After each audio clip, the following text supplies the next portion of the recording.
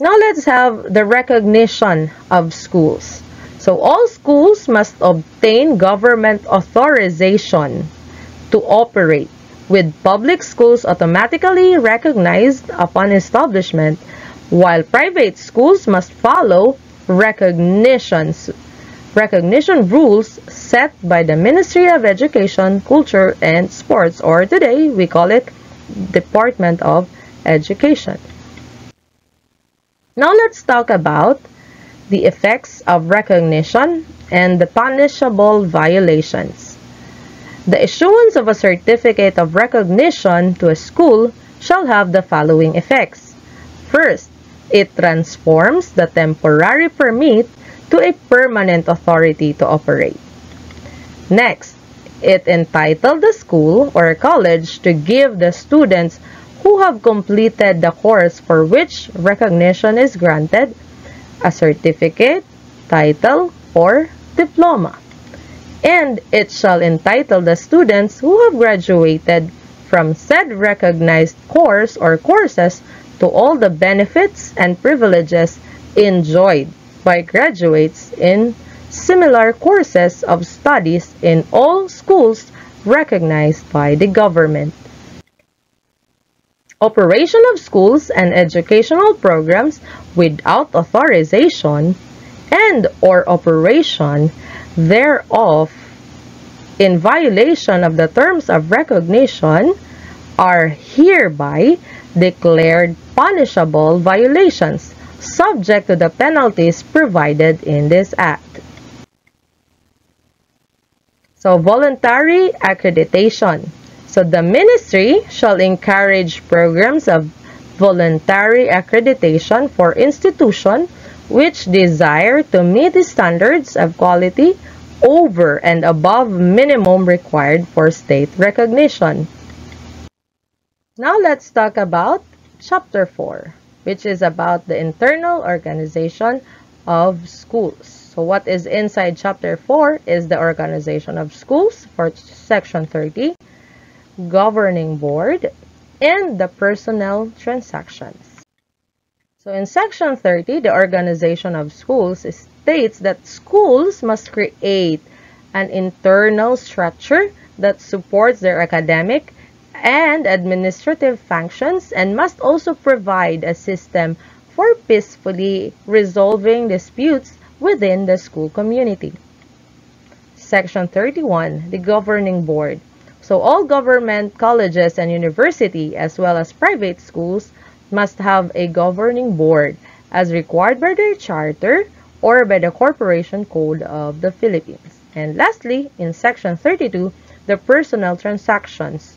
So employment terms for personnel in government schools are governed by civil service rules, along with applicable budget and compensation laws.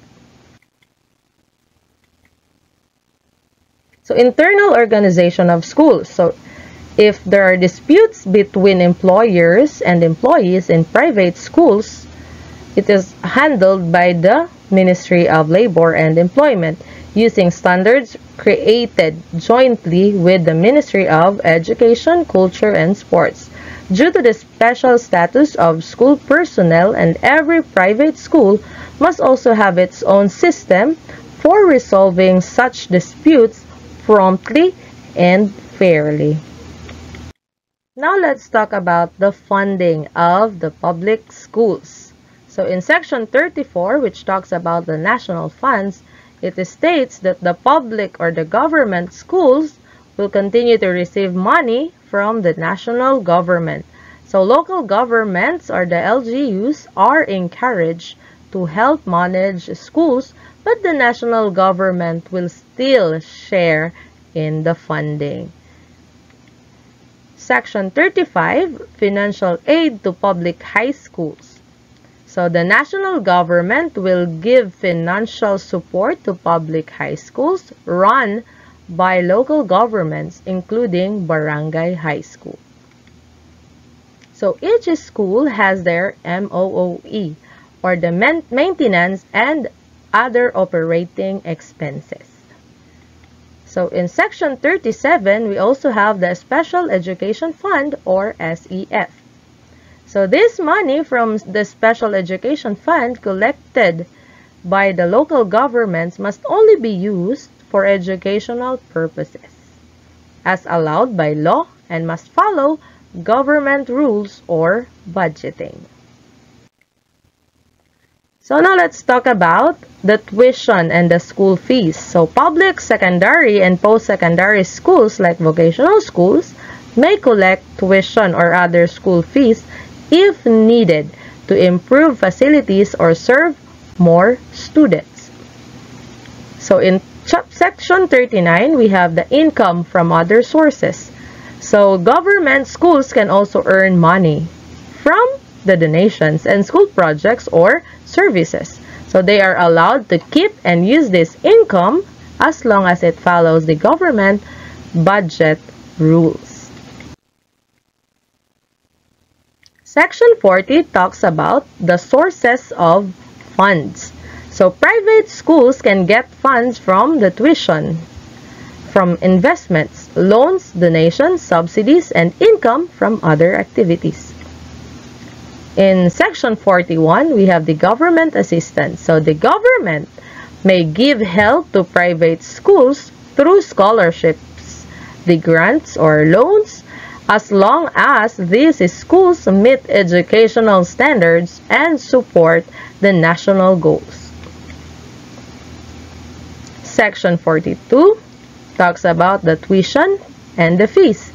Private schools can set their own tuition and other school fees, but they must follow the rules set by the Ministry of Education, Culture, and Sports. So, funding of the private schools. Section 45 talks about the policy. So, the government supports giving rewards or incentives to encourage communities and private groups to help improve education in the country. So as part of the incentives for school property, so schools that use their land and buildings only for education will pay lower real property tax, only 15% of the usual tax. So the tax collected will go to a special private education fund. So this fund will be managed by a local private school board. The board will include the town or the city mayor as the chairperson, up to 2 representatives from the private schools, up to 2 local residents who are alumni of these schools. And in areas with many big private schools, the board can have up to 14 members. The fund will be used for programs that support education in this order of priority. Number 1 should be the scholarships for the students. 2, better instructional and laboratory equipment. Number 3, library books and learning materials. Number 4, community service programs. So let's talk about now relating to gifts or the donations to schools. So all gifts or donation in favor of any school, college, or university recognized by the government shall not be subject to tax, provided that such gifts or donations shall be for improvement of classrooms and laboratory of library facilities, and it shall not inure to the benefit of any officer, director, official, or owner or owners of the school, or paid out as salary, adjustments, or allowance of any form or nature whatsoever, except in support of faculty and or professional chairs. Now in section 49, it talks about the school dispersal program. So schools that sell property to move or expand to less crowded areas can enjoy tax exemptions as long as they use the money to build or develop a school in the new area within a year. Section 50 talks about the conversion to educational foundations. So schools these can become non-profit foundations. If a for-profit private school closes, its remaining assets must still be used for education, not for personal gain. Now let's talk about the government assistance to the students. So the government will help deserving students who lack financial resources. So this help may come as number 1, scholarships, number 2, grants and aid, number 3, student loans, number 4, lower tuition in state colleges and universities. Also, a portion of these scholarships must be reserved for poor but qualified students from indigenous and cultural communities. Alright, so in section 52, it talks about scholarships by schools. Schools are encouraged to offer scholarships to students based on existing and future laws. Section 53, assistance from private sector. So private companies, industries, and schools are encouraged to help students financially, especially those who are doing their research in science and technology or projects that support the national development. Now let's talk about the establishment of the Ministry of Education, Culture, and Sports. So in section 14 is the declaration of the policy. Section 55 is the organization. Section 56, it talks about the abolition. And 57 talks about the functions and powers of the ministry. And lastly, in section 58, it reports to the Batasang Pambansa. Now, in section 54, the declaration of policy. So the Ministry of Education, Culture, and Sports, or MEX, is given full authority to manage, supervise, regulate the education system in the Philippines, except where state universities and colleges have their own charters. Section 55 talks about the organization. So the organization has the regional and field offices, national scholarship centers, and other related agencies. The cultural agencies like National Library, National Historical Institute, National Museum, Institute of National Language. So these offices operate with the approval of the President. Alright, so now let's have section 56, which talks about the abolition of the National Board of Education. So the National Board of Education is abolished. Its funds, employees, records, and equipments are transferred now to the office of the Minister of Education. So in section 57, it tells us about the functions and powers of the ministry. So every year, the Minister of Education must submit a report to the Batasang Pambansa, or the National Assembly, about the state of the education in our country. So the report should include the progress of the National Education Plan, current condition of school programs, whether the education budget is enough, how funds are being used, effects of education programs in different regions, increase or decrease in student enrollment, condition of school buildings and facilities, number of students from low-income families, number of teachers and school staff. So this report must be submitted 30 days before the start of the regular session of the Congress, along with the suggestions for improvements. Now let's proceed to chapter 3, which talks about the bureaus. So in section 62, it refers to the Bureau of Elementary Education, followed by the Bureau of Secondary Education, then the Bureau of Technical and Vocational Education, the Bureau of Higher Education, and lastly, the Bureau of Continuing Education.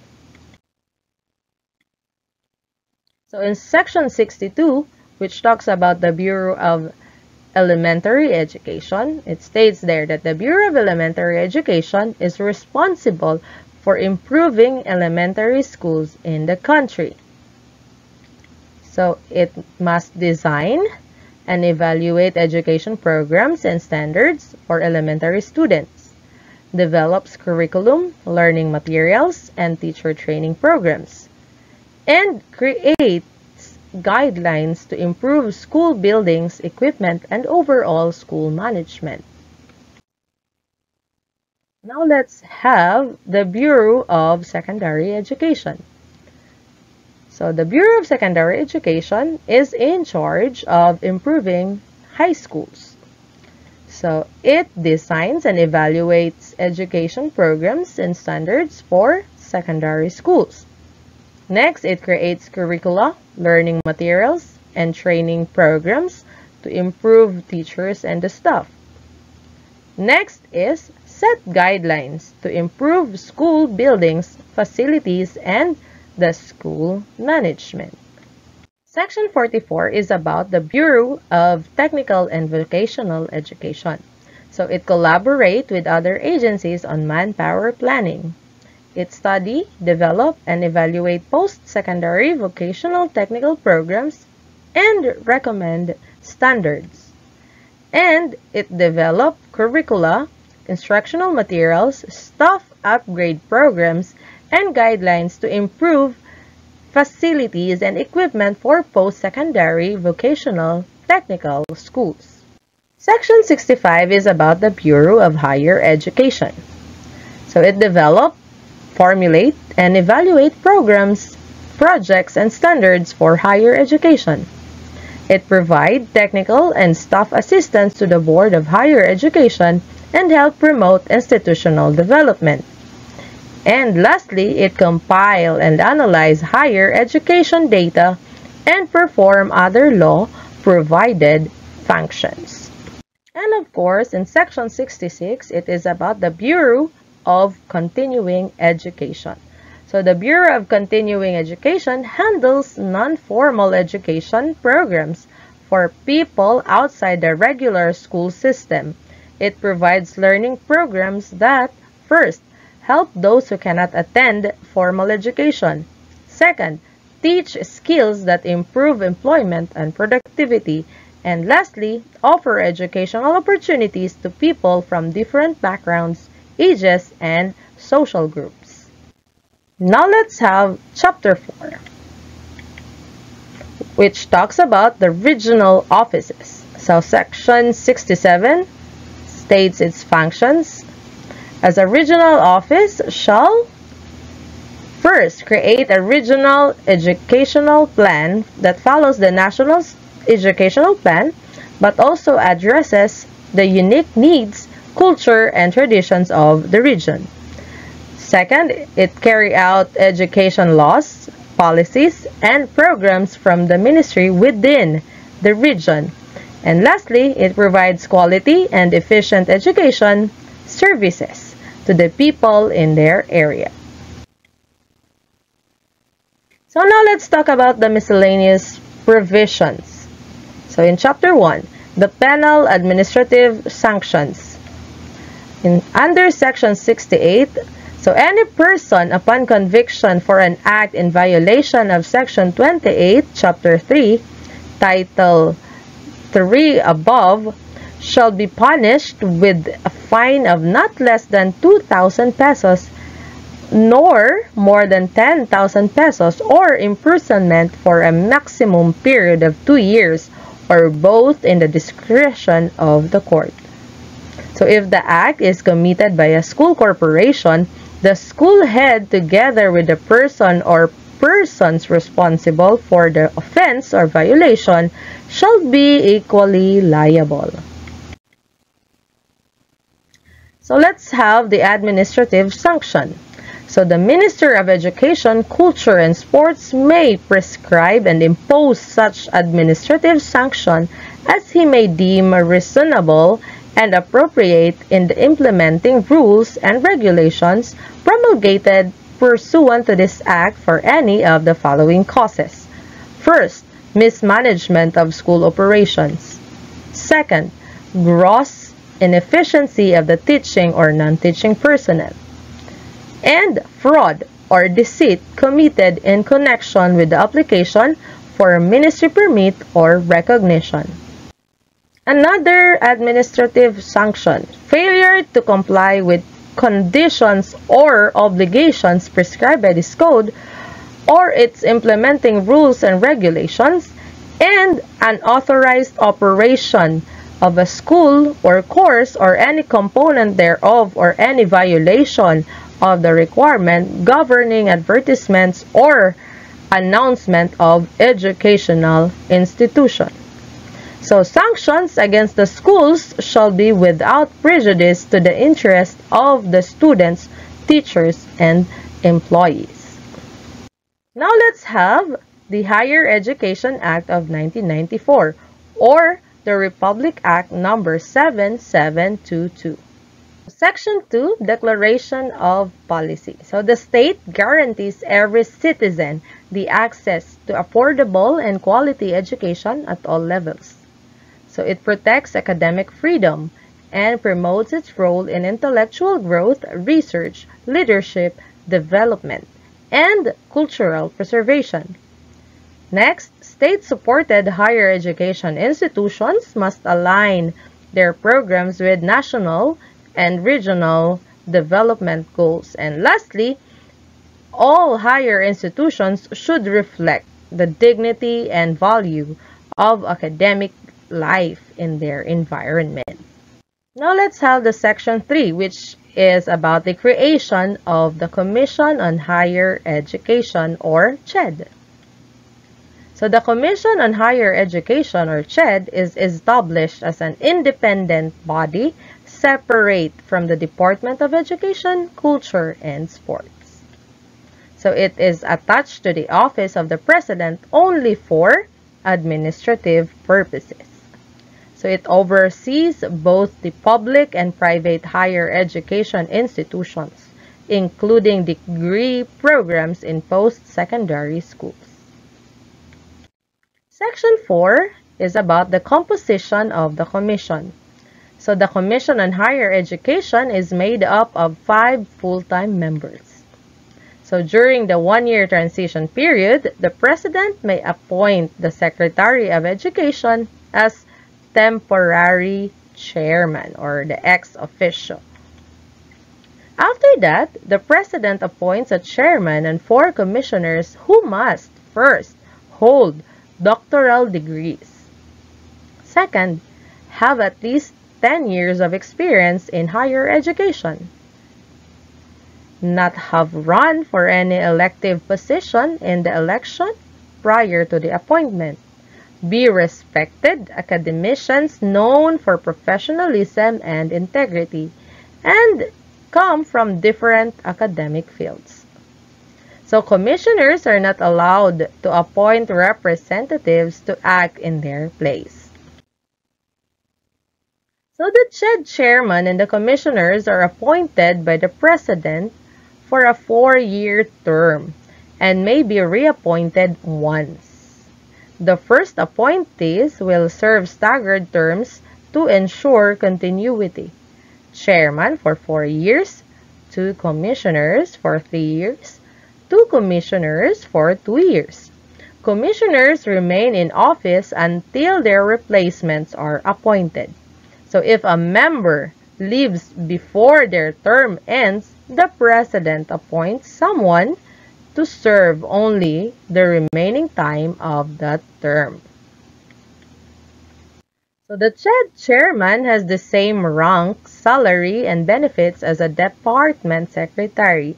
So the commissioners have the same rank and compensations as undersecretaries. They are also subject to the same restrictions and disqualifications that apply to this government position. So let's have the Board of Advisors. So the Board of Advisors is formed to guide CHED in aligning its plans and policies with national development goals and global academic standards. The board meets with CHED at least once a year. So it includes the following members: the Secretary of Education, Culture, and Sports as the chairman, Director General of NEDA as the co-chairman, Secretary of Science and Technology, Secretary of Trade and Industry, Secretary of Labor and Employment, President of the Federation of Accrediting Associations of the Philippines, and President of the Fund for Assistance to Private Education. So the President may also appoint 2 additional members upon CHED's recommendations. Section 8 is about the powers and functions of the Commission. So CHED is responsible for overseeing and improving higher education in the country.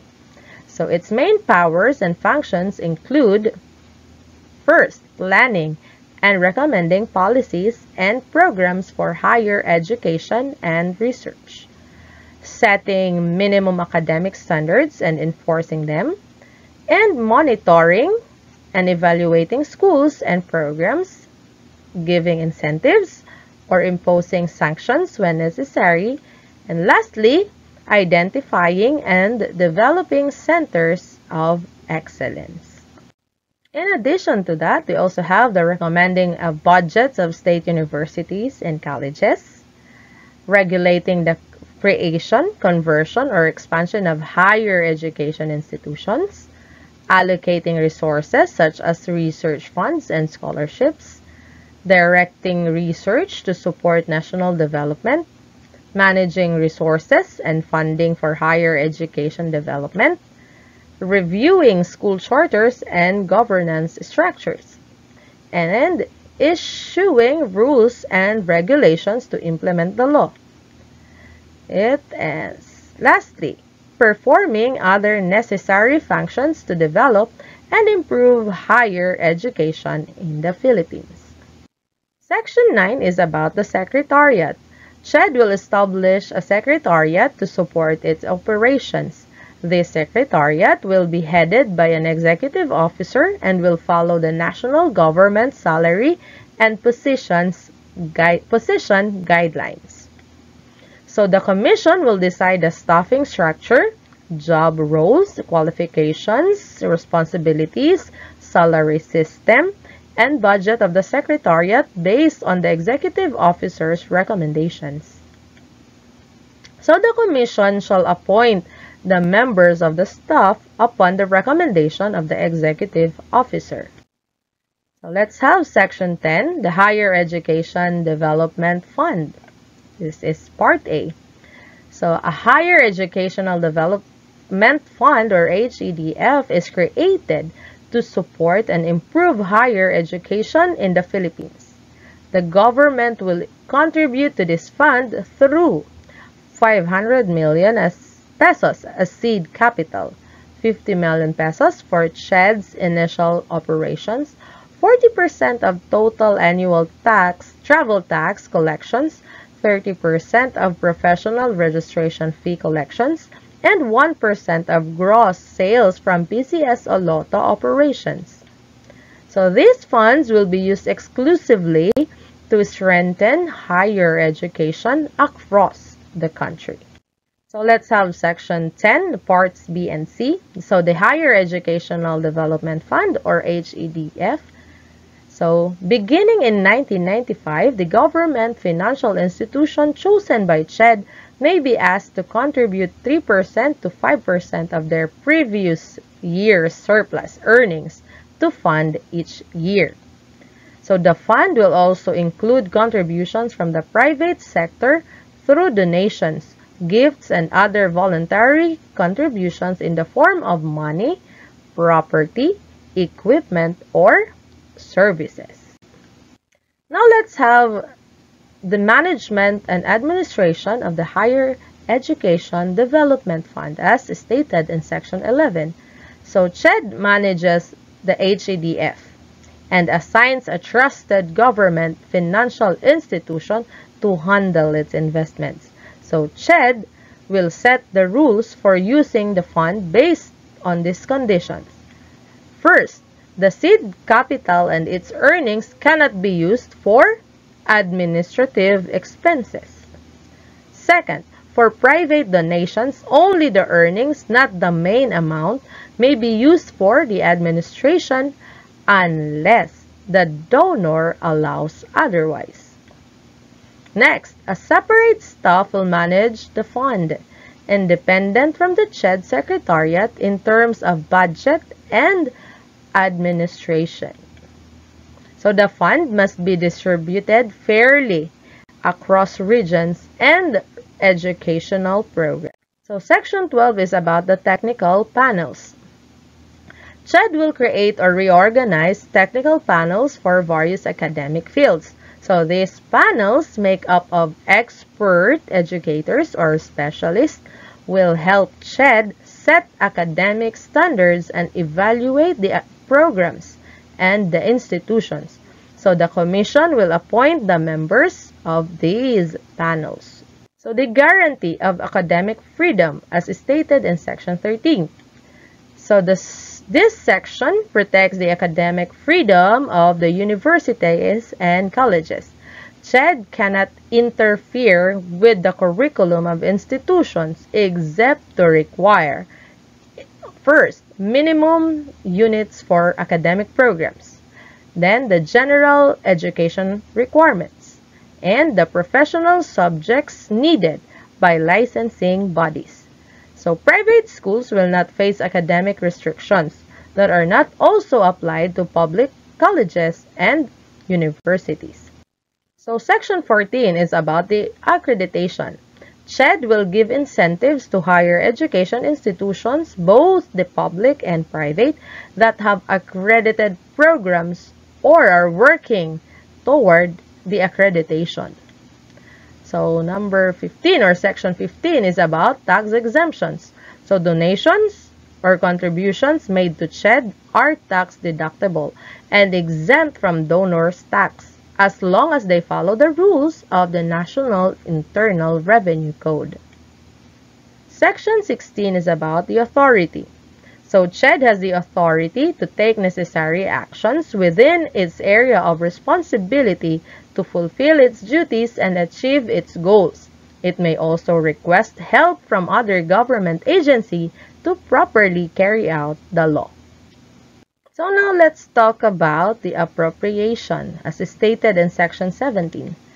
So 500 million pesos is allocated as seed capital for the Higher Educational Development Fund and 50 million pesos is allocated for CHED's initial operations, which may come from the National Treasury or the PAGCOR funds.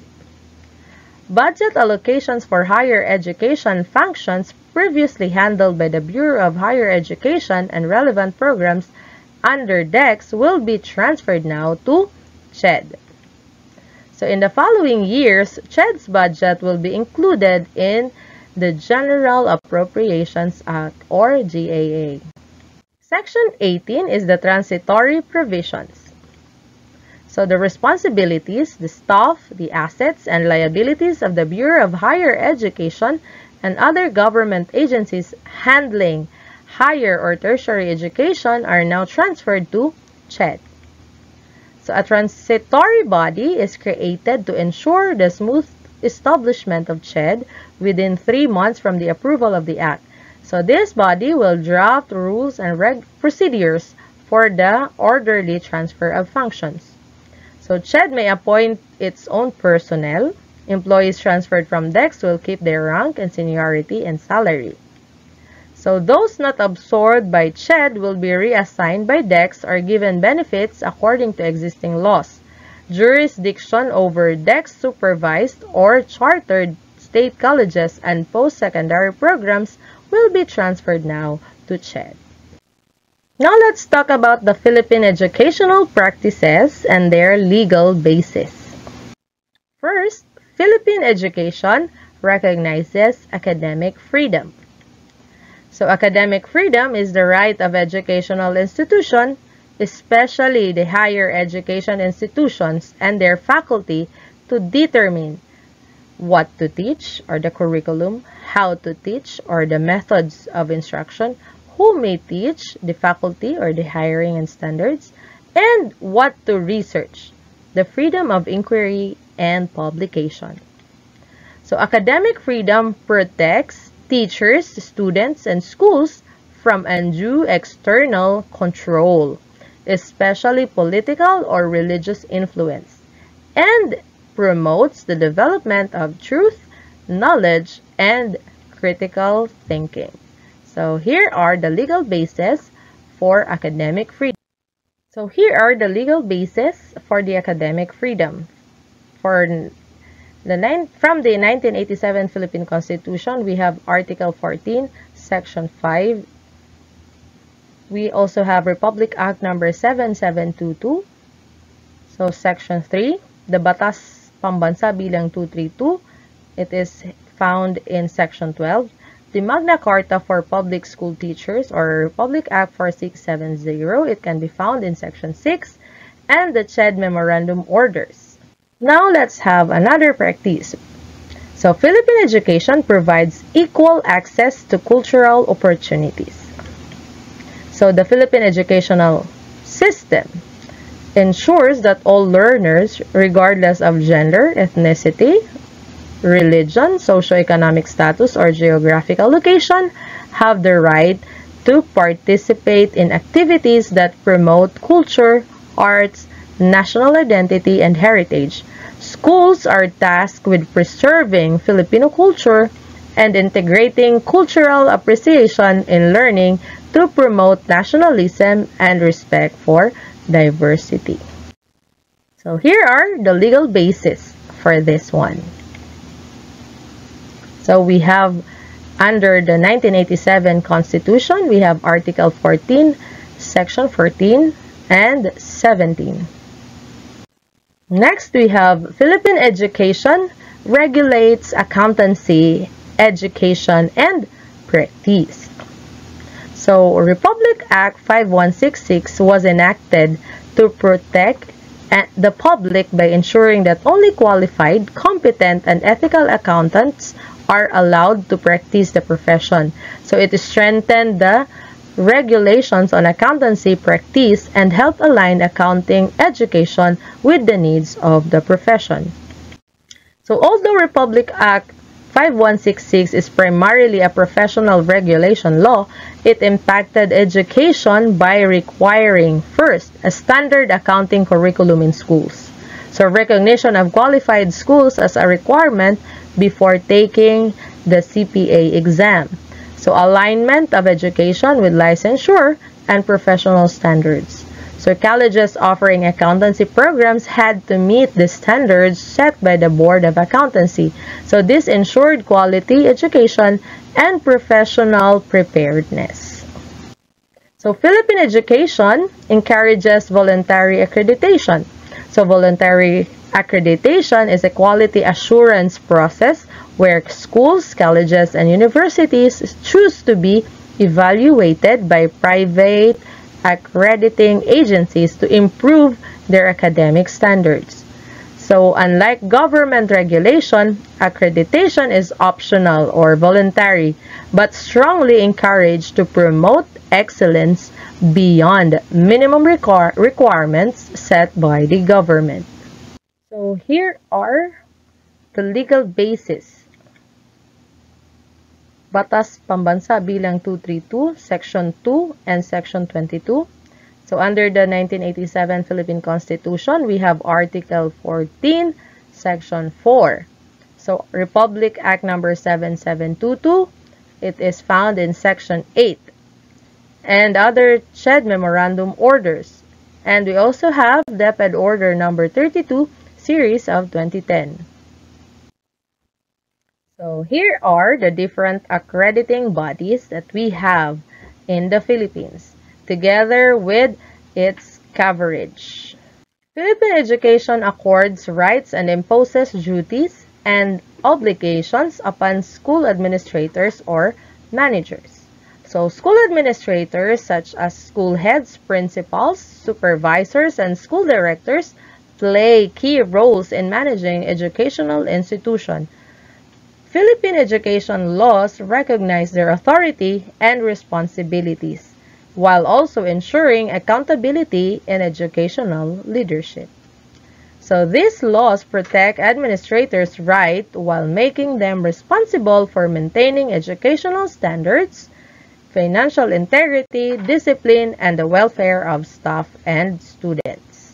So Philippine education recognizes the vital role of school administrators and provides them with their rights, the authority, and the protection, while also imposing responsibilities, the accountability in governance. So primarily under BP 232 and RA 9155. We also have Philippine education conducts adult education. So adult education in the Philippines provide learning opportunities for out-of-school youth or the OSY, the adults, the workers, the senior citizens, indigenous people, and other marginalized learners who were not able to complete formal basic education. So it includes literacy, life skills, and continuing education and work-related training. So today, adult education is primarily delivered through the Alternative Learning System or ALS of the Department of Education. Philippine education has barrio high schools. So barrio high schools or BHS were public secondary schools established in rural or remote barangays to provide accessible and affordable high school education to Filipino youth who could not attend schools in town centers due to distance or poverty. These schools were usually supported by the local community or the barrio through shared funding and voluntary contributions. Barrio high schools were the foundation of today's public community high schools and were predecessors of DepEd barangay high schools. So the legal basis for that is Republic Act number 6054 or the Barrio High School Charter. Next, we have Philippine education promotes bilingualism. So the Philippines implements a bilingual education policy or the BEP which promotes the use of Filipino and English as official languages of instructions in schools. So bilingualism aims to first develop learners who are proficient in Filipino for national identity and unity. Next, develop proficiency in English for global competitiveness, and to promote cognitive development through mother tongue support in early education. So the Filipino is used in teaching araling panlipunan, edukasyon sa pagpapakatao, while English is used for mathematics, science, and English subjects. So here are the different legal bases for the bilingualism.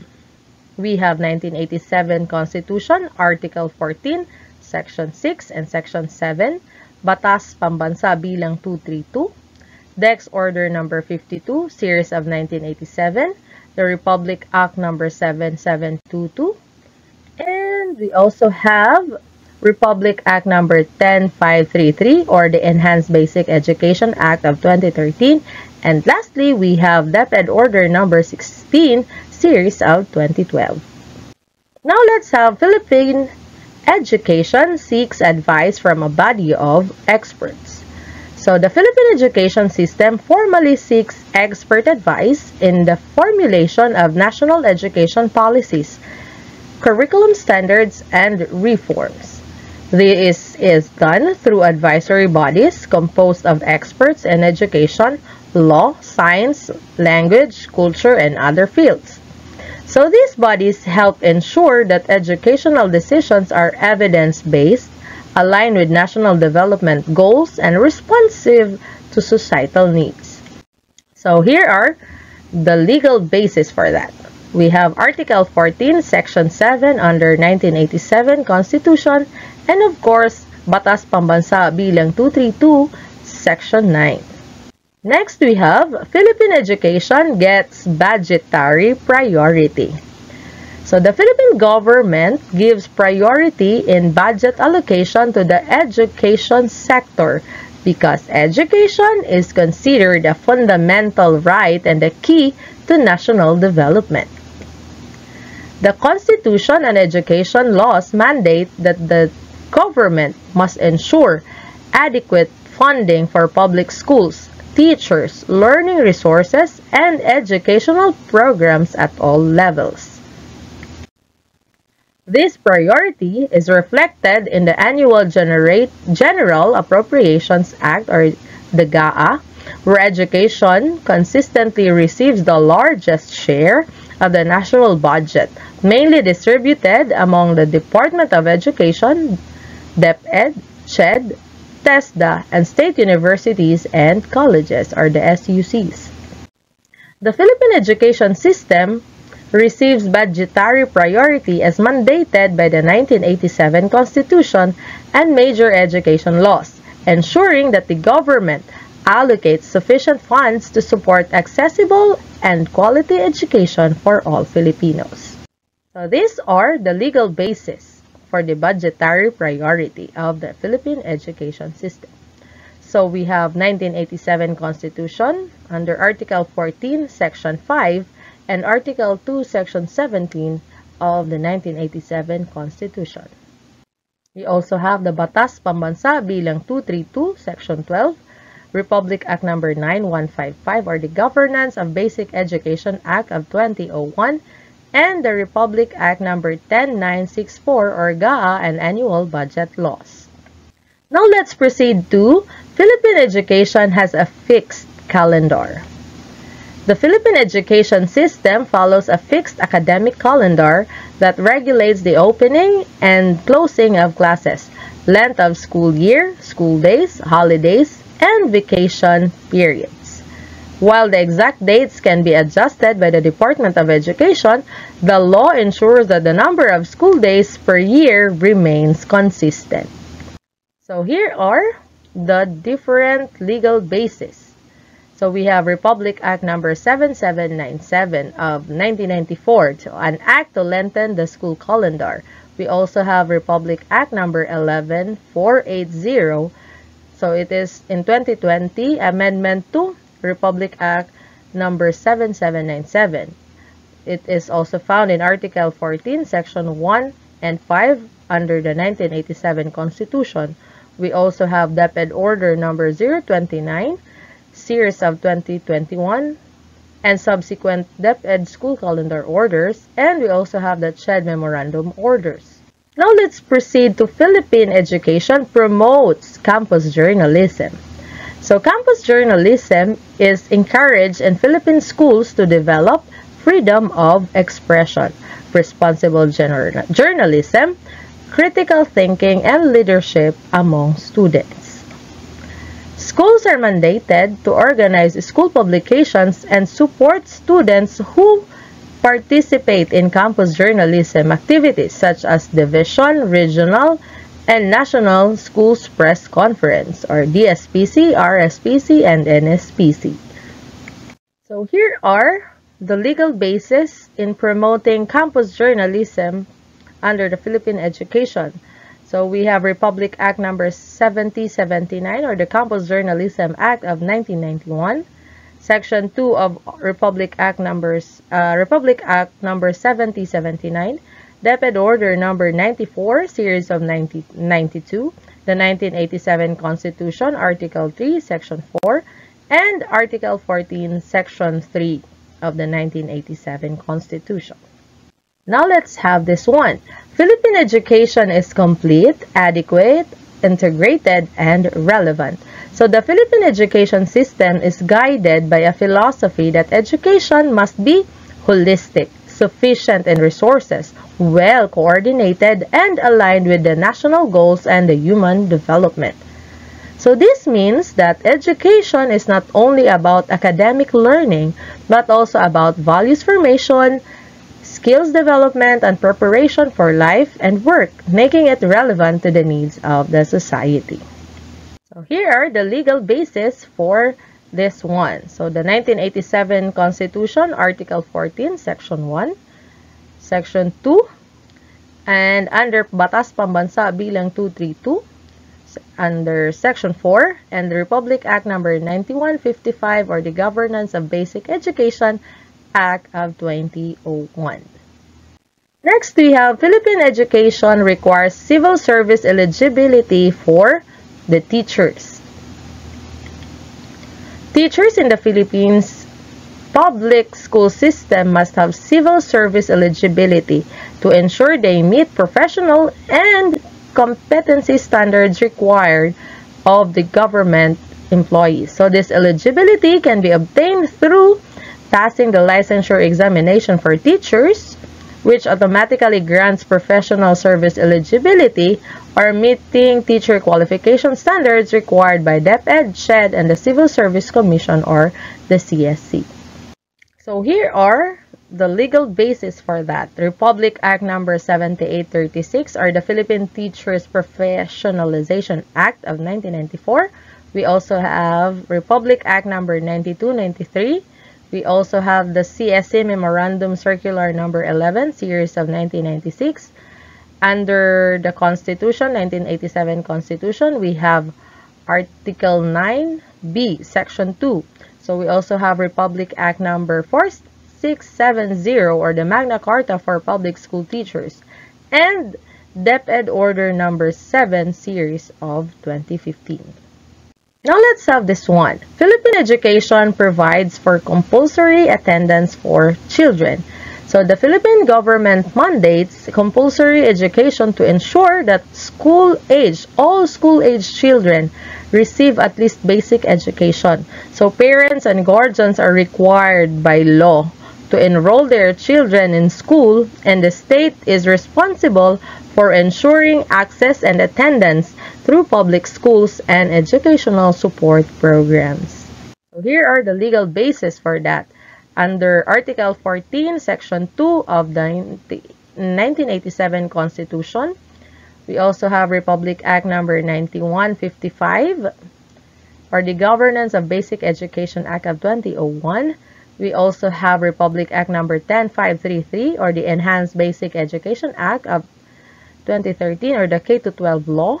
We also have compulsory attendance in the elementary grades as mandated in Republic Act number 8960. We also have Republic Act number 6655, Free Public Secondary Education Act of 1988. We also have Presidential Decree number 603, Child and Youth Welfare Code of 1974 under Article 72, and DepEd Order number 26, series of 1994, the Child-Friendly School System. Now let's have this one. Philippine education encourages the conversion of private schools into educational foundations. The Philippine government encourages private schools to convert into educational foundations to promote non-profit education, ensure institutional sustainability, and allow schools to receive tax exemptions and donations that support educational development. Educational foundations are typically non-stock, non-profit institutions that reinvest funds back into improving education rather than distributing profits. So this policy encourages private participation in education as a partner of the government. So here are the legal basis for this one. So we have Batas Pambansa bilang 232, Section 28. We also have that one in Article 14, Section 4 of the 1987 Constitution, and the Presidential Decree number 1139 of 1977. Now let's have this one. Philippine education is democratic. Philippine education is described as democratic because it upholds the fairness, the participation, equal opportunity, and respect for human rights. So it ensures that all Filipinos, regardless of socioeconomic status, religion, gender, ethnicity, or political belief, have access to education. It also promotes student participation, academic freedom, freedom of expression, and involvement of stakeholders such as the parents, the teachers, and the community in school governance. So here are the legal basis for that. So Article 14, Section 1 of the 1987 Constitution, Article 2, Section 1, still under 1987 Constitution.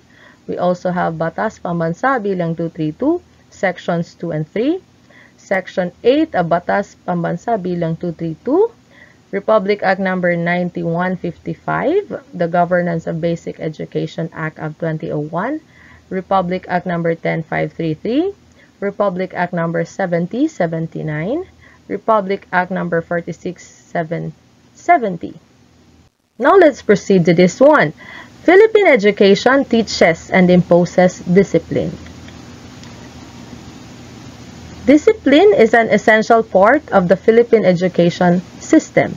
Schools are expected not only to develop academic skills but also to instill good behavior, moral values, responsibility, and respect for authorities and rules. Discipline ensures a safe, orderly, and productive learning environment and prepares students to become responsible citizens. So here are the legal basis for this one. So we have Article 14, Section 3 under the 1987 Constitution. We also have Batas Pambansa Bilang 232, Section 16.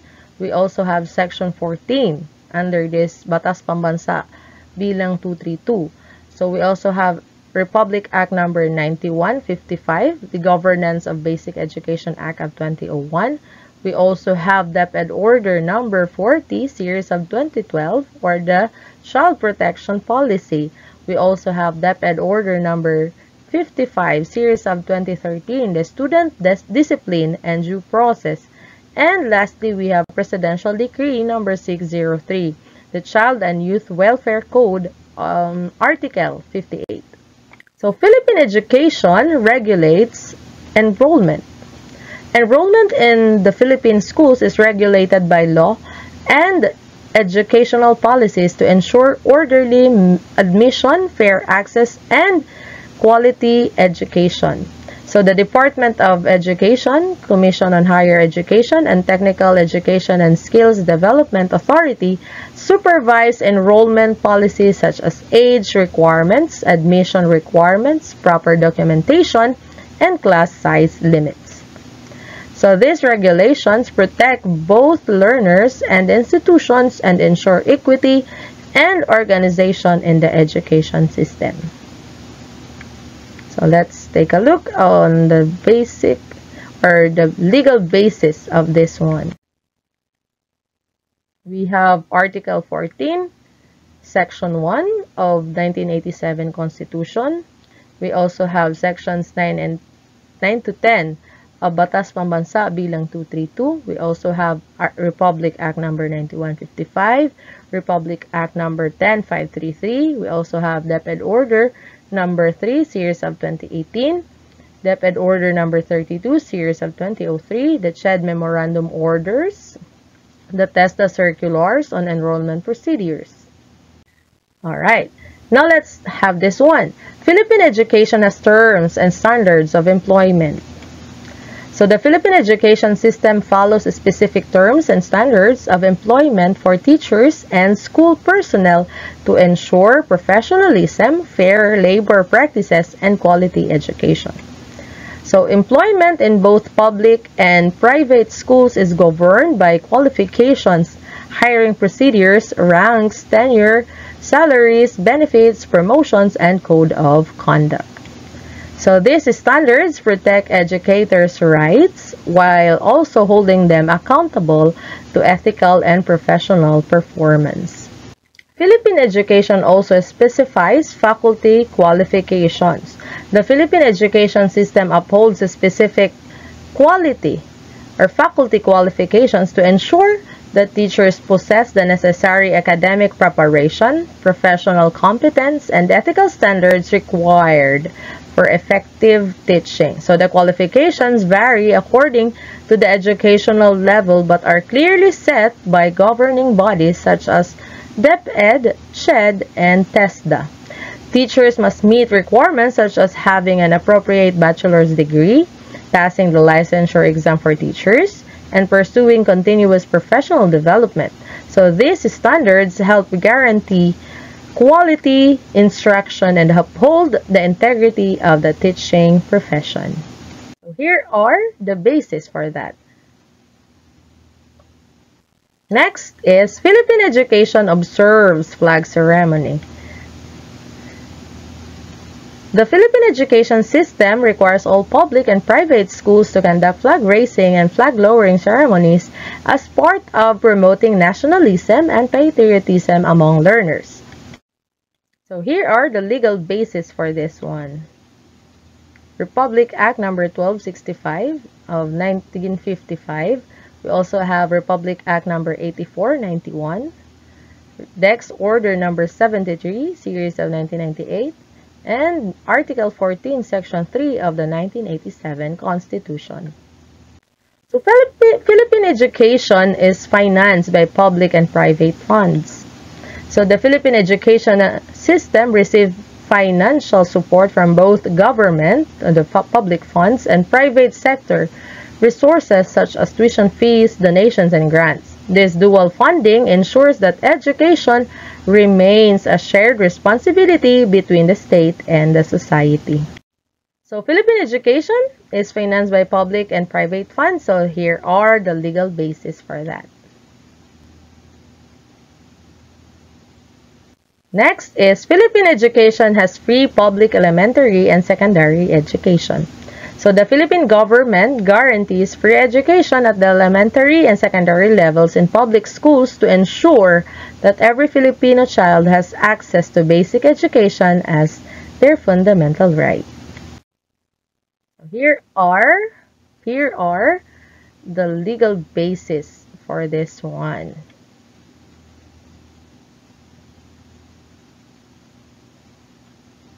Now let's proceed to another one. Philippine education prohibits fundraising in school. So public schools in the Philippines are not allowed to conduct compulsory or unauthorized fundraising activities among the students to prevent financial burden on the learners and their parents, especially those from low-income families. So any fund solicitation in schools must comply with strict government regulations. So here are the legal basis for that. Next is Philippine education has grading policies. So the Philippine education system has grading policies that evaluate the student learning based on standards and competencies prescribed by DepEd for basic education and by CHED for higher education. So let's take a look on the grading policies of DepEd. Under DepEd Order number 8, series of 2015. So learners are rated or assessed or evaluated based on their written works, performance tasks, and their quarterly assessment. So here is the grade scale and their description together with proficiency level. So grading system in senior high school follows the same scale, but grading components vary. So grading system in higher education or CHED, colleges and universities may use different grading systems, but common schemes are the following. So Philippine education grants graduation honors. So in the Philippine education system, graduation honors are typically awarded based on a student's academic performance, particularly their general weighted average or their GWA or their grade point average or GPA, depending on the grade level of education, high school or college. So here's a clear breakdown for that. So under DepEd Order number 31, series of 2017 and standard DepEd policies. So honors awarded at graduation, we have with highest honors, if they have the GWA of 98 to 100, with high honors 95 to 97, with honors 90 to 94. So in college or the higher education under CHED memorandum orders. So Latin honors are used for the college graduates. So we have summa cum laude, magna cum laude, and cum laude. Philippine education grants honorary degrees. So honorary degrees in the Philippines is an academic degree awarded to individuals to recognize their contributions to a field, society, or humanity without the recipient completing the usual academic requirements. So who grants them? Only universities and higher education institutions accredited by CHED can grant honorary degrees. So public and private universities may award them to notable figures in education, government, arts, sciences, or public services. So what is the purpose? So to recognize exceptional achievements in a specific field, to honor contributions to national or international development, not intended as a replacement for earned academic credentials. Philippine education provides medical and dental services to pupils and students. So we have it. The legal basis for that is Republic Act number 95-1, an act to amend Republic Act number 124, Republic Act number 2620, an act nationalizing the medical and dental services of the Bureau of Public Schools, Department of Education. We also have Republic Act number 847, an act transferring the medical and dental services to the Department of Education. We also have Presidential Decree number 603, the Child and Youth Welfare Code. Alright, so we have Philippine education considers teachers, professors, and administrators to be in loco parentis to their pupils and students. So this principle is embedded in laws and regulations governing the conduct of educational institutions and personnel, such as Education Act of 1982 or Batas Pambansa Bilang 232, and other relevant Department of Education and Commission on Higher Education regulations. Civil Code of the Philippines, Article 349, is directly relevant to this. So it states that the teacher, principal, or administrator of an educational institution is responsible for the acts of omission or commission of his pupils or students while under his charge as a parent would be. So in essence, this codifies the in loco parentis principle into Philippine law.